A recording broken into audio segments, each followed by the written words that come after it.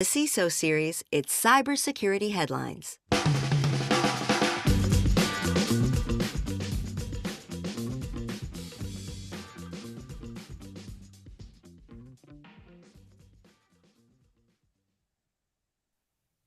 Businesses hope to cut cyber turnover by encouraging volunteer work.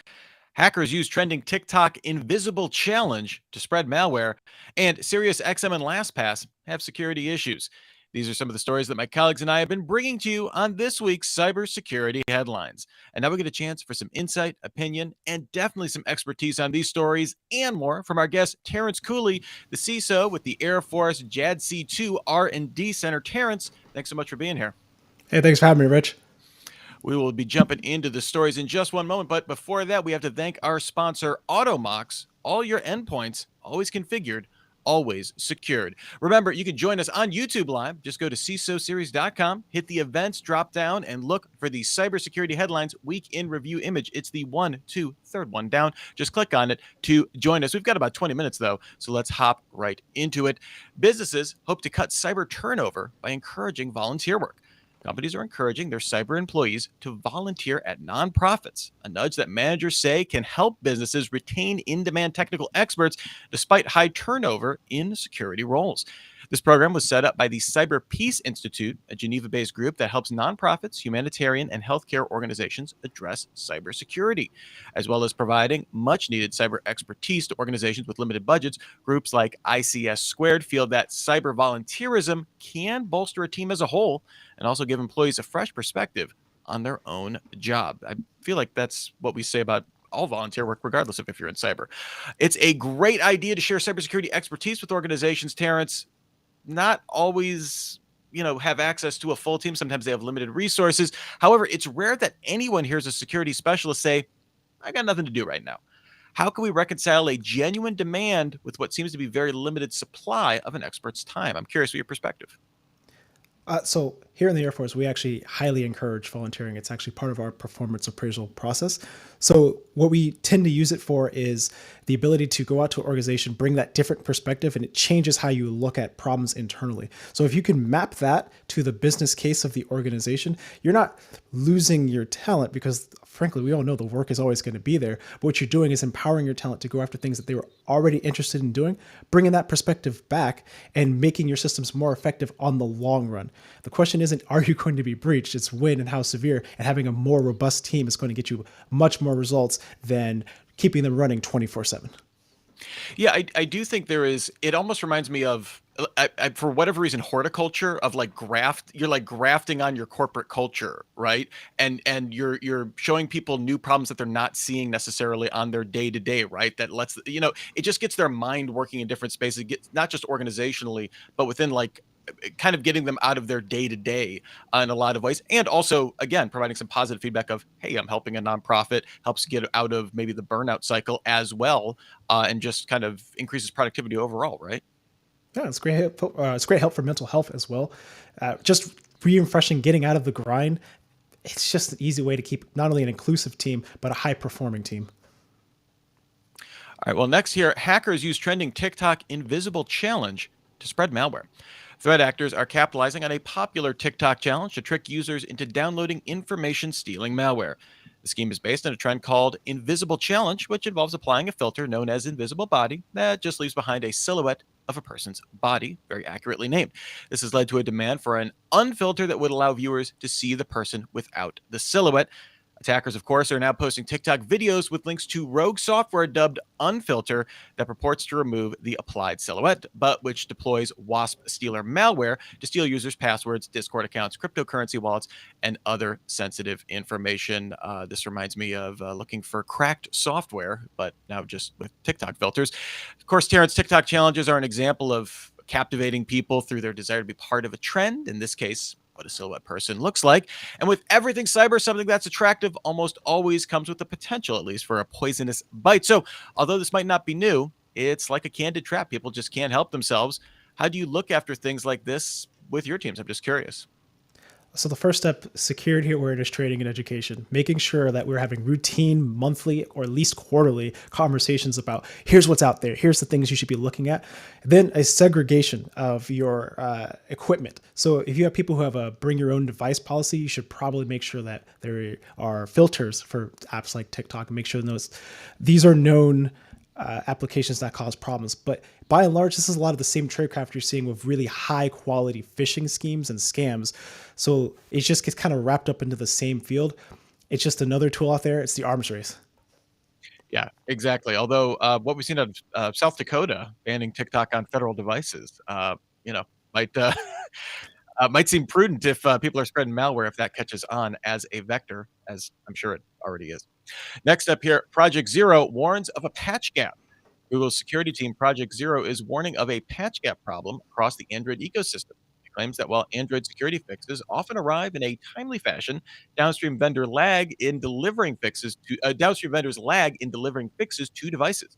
Project Zero noted Samsung, Xiaomi, Oppo, and even Google's own Pixel team lagged in patches for an exploit in the Mali GPU driver. Researchers then looked at 5 recent ARM vulnerabilities, which were discovered between June and July 2022, and patched them within a month, but it did not see the CVE for the vulnerabilities mentioned in any downstream security bulletin since, meaning they weren't patched in a timely fashion. So, Terrance, these types of delays in emissions appear to be a little disturbing considering how much of our defenses are based on reacting to what the bad actors throw at us. We always say, patch all the things is the order of the day. I'm curious, what's your take on this Project Zero report? All right, so this is actually a lesson I had to learn from my CTO. Availability to the business is the most important principle. So as security professionals, we want to solve the problem. We want to make the organization as most secure as we possibly can. But at the end result, it is up to our business leaders to determine if they want to accept the risk for this or create a more tailored experience. For example, if we're talking cell phones, for example, the main priority is the customer experience. And if this impact isn't affecting the customer experience in a way that is degrading sales or creating a negative stereotype or impact for the organization, they're likely willing to take a little more time to get the patch done right. But you have to make the case, does this prevent availability to the product? Sometimes we just got to let it go. Fascinating perspective. I do like that. Wow. I'm speechless. That's a super. I love that insight. Thank you so much for that.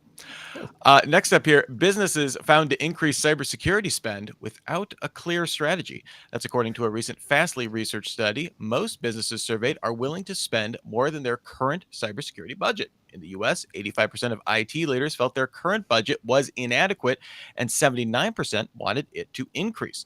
Although increasing the budget may not be the solution. Despite this, many of the businesses surveyed felt they experienced information overload and were blindly putting faith in the latest technology. With that, 39% of current cybersecurity tools were not even fully deployed and active, and only 42% of those that are that have full operational overlap. So, Terrance, maybe detecting a theme here between TikTok trend, maybe patch gap, and now blind faith in cybersecurity tool traffic. What would you say? I guess who would you say owns this latest problem that we're highlighting here? I think this is actually a result of us actually getting what we're asking for. We're always asking for more budgets. Trust us, we are the knowledgeable subject matter experts and we'll solve this problem. But sometimes I do think we get in our own way where we're onboarding technology to solve a problem, but we have not put into place the processes that make that product the most useful it could be and training the people to ensure that they are getting the maximum benefit. So as soon as people start having a rub the wrong way or it's not getting them exactly what the solution they're looking for is, I think you see we just jump on and let's just get a new product and solve that problem. Technology serves people. Technology serves people. So we have to make sure that we're taking advantage of the resources we're given and employing them in the most efficient way for the consumer, for the customer, and for the board, not just because it's new and shiny and pretty. So for once, the vendors aren't wrong, but we also need to do our part too to make sure we're onboarding things appropriately. Real quick, is this an optics problem in terms of we need to shore up, we need to show that we're doing something, so we need to buy the thing, as opposed to, hey, we spent the last quarter, the last year, or whatever, better training our people to use the thing that we already bought? Like, is it just easier to say, here's the line item of we fixed this problem with this tool, as opposed to we learned how to use this tool better? 100%. 100%. It's very, very straightforward. You buy a thing, you onboard the thing. Hey, we met the objective. But long-term health of the company isn't going to be solved by just onboarding technology. It is leveraging the technology to its maximum benefit. That's why, for example, the Google Pixel, they were using the same camera for years. And you saw from when it was first introduced to where it was now, it's a whole league above some of the most powerful flagship cameras now. Same thing. We have to iterate, not always rebuild. All right, well, before we move on to our next story of today, we have to spend a few moments with our sponsor, Automox. Are you ready to ditch manual patching and all the complexity and hassle that comes with it? With Automox, you can automatically patch your Windows, macOS, and Linux devices with one easy-to-use cloud-native platform. Modern patching should be easy, and now it is. With automated cross-OS patching, you'll save time and sleep better at night, knowing your IT environment is secure. Visit automox.com to learn more and start a free trial today. That's AUTOMOX.com.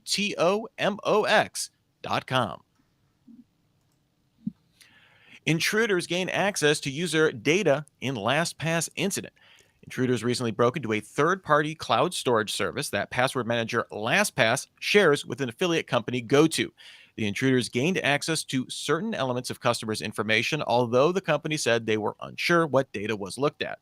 LastPass also confirmed that the attackers obtained the knowledge of how to carry out the current intrusion using information stolen in an August attack that was on a developer environment.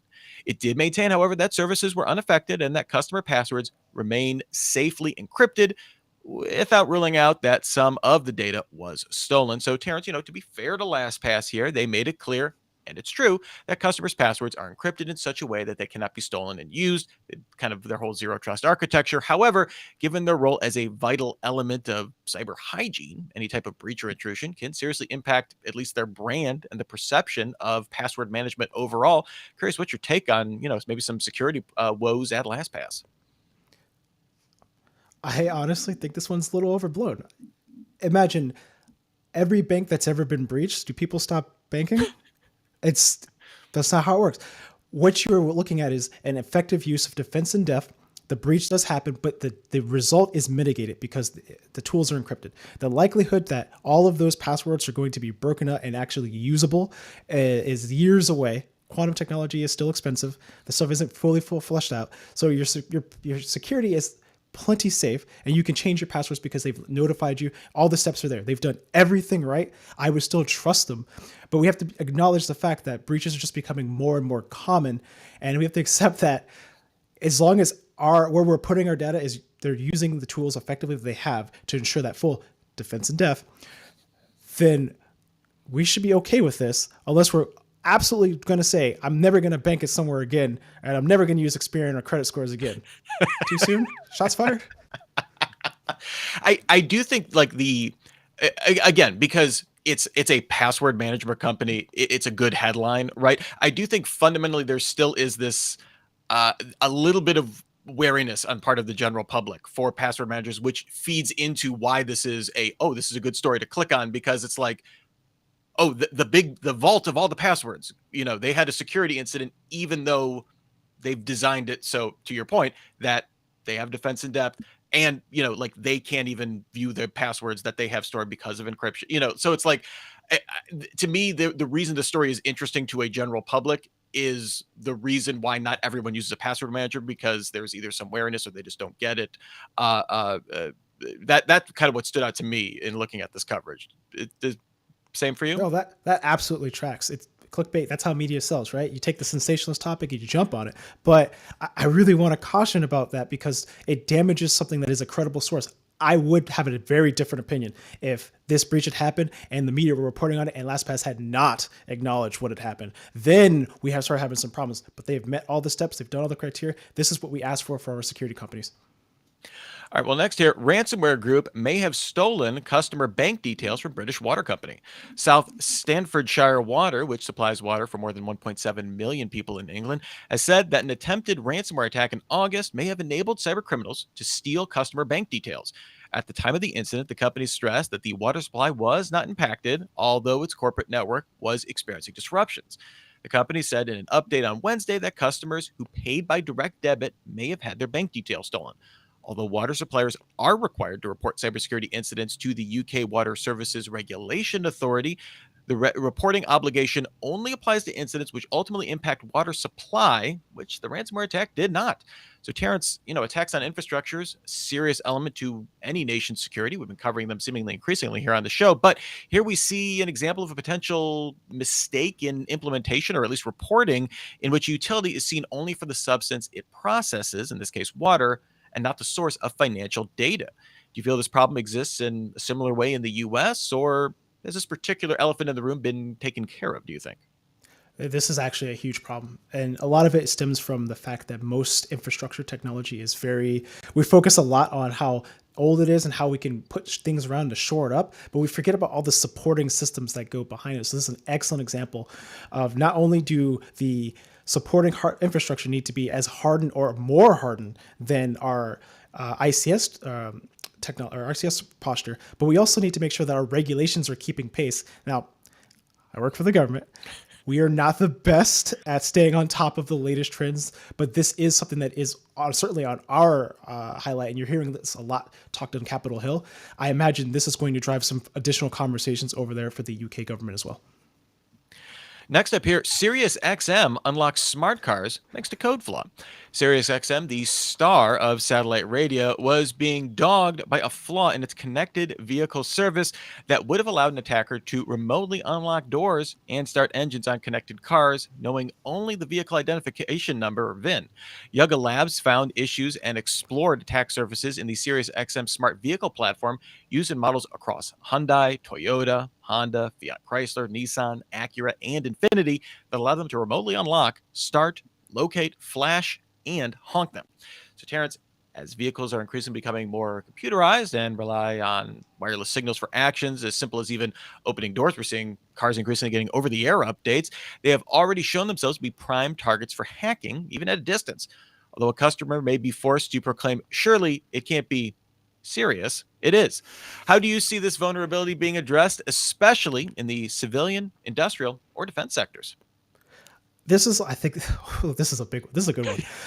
This is like the way we view appliances has to change. This is an Internet of Things type approach. Like you mentioned, these devices, these cars are also being updated over the air. We are opening them with key passes, your phone, for example, which is also a vector of attack. The solution isn't easy. It's not the password, encrypt some software. It has to be baked into the software itself. That secure code is being used. That, as much as is possible, a zero trust type architecture for code. But the reality is, this is just another battleground that we're seeing for this technology. And it's just like when we were using RFIDs to open doors, how you could exploit that. This is the next evolution of that. But the problem is, as soon as things are touching brakes, as things are touching the engine, performance, your HVAC, that's when we're talking about significant damage to life. This is a serious problem. Definitely needs to be looked into more depth. Yeah, and what concerns me is when you have a third party, it's one thing, I guess. It feels different, at least to me, when it's GM's OnStar is doing this, where we're starting to see Sirius, who is basically a software service provider, right, then getting access to these kind of services. And again, as they increasingly become connected, it seems like there's going to be more opportunities for those integrations and for those interactions that, to your point, could lead to loss of property, loss of life, all sorts of nastiness. Yeah, absolutely. And our final story here, Canadian food company refuses ransom demands. The Canadian packaged meat company Maple Leaf Foods was hit by a ransomware attack in early November, causing a system outage. A spokesperson told The Record that threat actors obtained access to some of our data, but that it refuses to pay their ransom demands to keep them from leaking it. Since disclosing the attack, Maple Leaf said it's working with customers and suppliers to minimize disruptions and offering impacted employees 2 years of credit monitoring.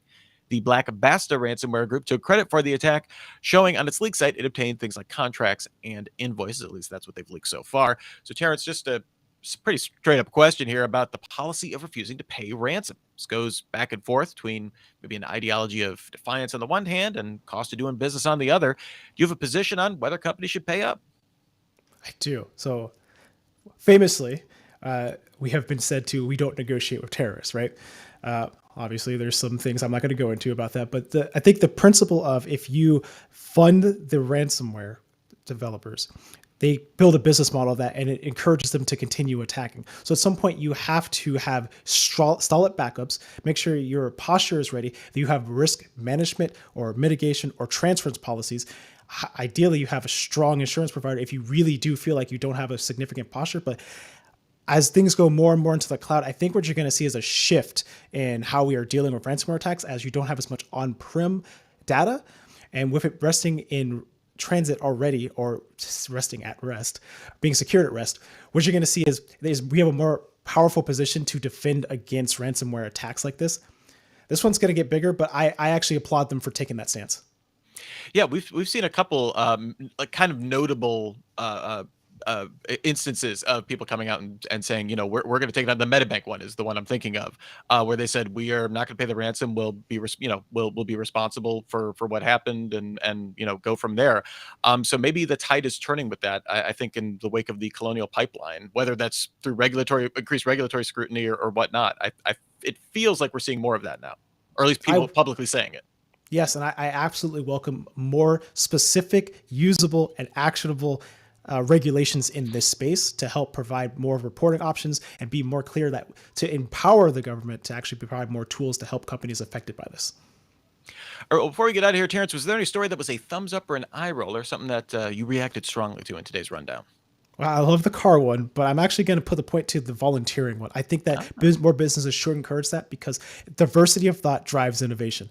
And if you are encouraging your folks and hopefully incentivizing them, for those who might not have been able to get out because of financial considerations, to do that, you will see significant returns on investment.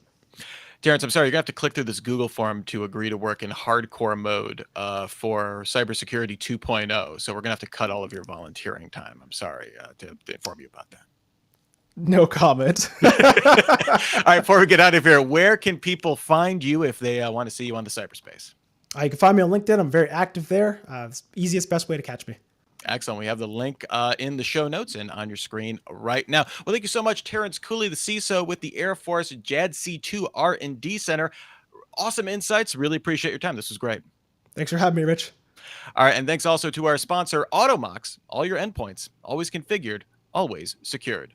A reminder that there will be no episode of Super Cyber Friday next week, but you can still get your daily news fix through cybersecurity headlines every single day. Give us about 6 minutes and we'll get you all caught up. And now you can also subscribe to the show through our newsletter on LinkedIn. There you can read and or hear the show. It's a twofer. Just go to CISO Series page on LinkedIn to subscribe. Until next week, I'm Rich Stroffolino, reminding you to have a super sparkly day. Cybersecurity headlines are available every weekday. Head to CISOSeries.com for the full stories behind the headlines.